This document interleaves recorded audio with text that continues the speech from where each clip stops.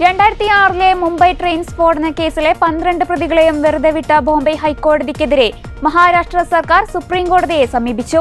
ഹർജി പരാമർശിച്ച കോടതി വ്യാഴാഴ്ചത്തേക്ക് മാറ്റി.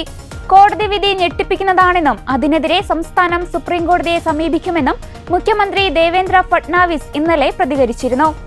6 മലയാളികളടക്കം 180-ലധികം പേർ കൊല്ലപ്പെട്ട സ്ഫോടന പരമ്പര. രാജ്യം ഒന്നടങ്കം നടുങ്ങിയ സ്ഫോടന കേസിലാണ് ഹൈക്കോടതി ഇന്നലെ വിധി പറഞ്ഞത്. കുറ്റം തെളിയിക്കുന്നതിൽ പ്രോസിക്യൂഷൻ അമ്പെ പരാജയപ്പെട്ടെന്ന് വ്യക്തമാക്കിക്കൊണ്ടായിരുന്നു പ്രതികളെയും വെറുതെ വിട്ടുകൊണ്ടുള്ള ഹൈക്കോടതി ഉത്തരവ്.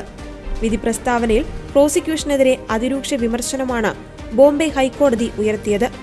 711 പേജുള്ള വിധിപ്പകർപ്പിൽ കോടതി പറയുന്നത് ഇപ്രകാരം: പ്രതികൾ എന്ന പേരിൽ പ്രോസിക്യൂഷൻ ഹാജരാക്കിയവർ കുറ്റം ചെയ്തെന്ന് വിശ്വസിക്കുവാൻ പ്രയാസമാണ്.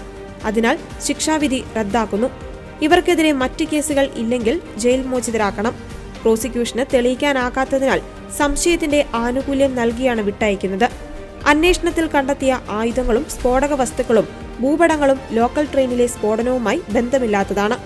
കേസിൽ പ്രോസിക്യൂഷൻ അമ്പെ പരാജയപ്പെട്ടെന്ന ഹൈക്കോടതി പ്രത്യേക ബെഞ്ചിലെ ജഡ്ജിമാരായ അനിൽ കിലോർ, ശ്യാം ചന്ദക് എന്നിവർ വിധിച്ചു. 2006 ജൂലൈ 11-നാണ് 11 മിനിറ്റിനുള്ളിൽ 7 ബോംബുകൾ മുംബൈയിലെ വിവിധ ലോക്കൽ ട്രെയിനുകളിലായി പൊട്ടിത്തെറിച്ചത്.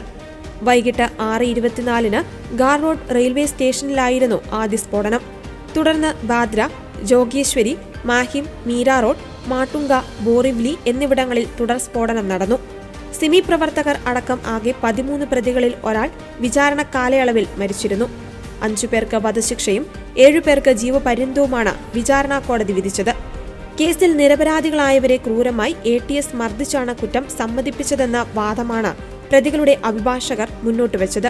സംഭവം നടന്ന 19 വർഷങ്ങൾക്ക് ഇപ്പുറം രാജ്യം കണ്ട വലിയ സ്ഫോടന കേസിൽ പ്രതികൾ കുറ്റവിമുക്തരാകുമ്പോൾ മഹാരാഷ്ട്ര ATS നടത്തിയ അന്വേഷണം തന്നെ ചോദ്യം ചെയ്യപ്പെടുകയാണ്.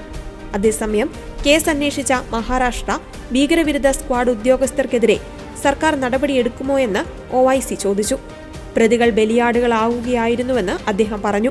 12 പേർ ചെയ്യാത്ത കുറ്റത്തിന് 18 വർഷം ജയിലിലായിരുന്നു. അവരുടെ ജീവിതത്തിന്റെ പ്രധാന ഭാഗം നഷ്ടപ്പെട്ടുവെന്നും 180 കുടുംബങ്ങൾക്ക് പ്രിയപ്പെട്ടവരെ നഷ്ടപ്പെട്ടതും ഒട്ടേറെ പേർക്ക് പരിക്കേറ്റതും കാണാതെ പോകുന്നില്ല എന്നും അദ്ദേഹം കൂട്ടിച്ചേർത്തു.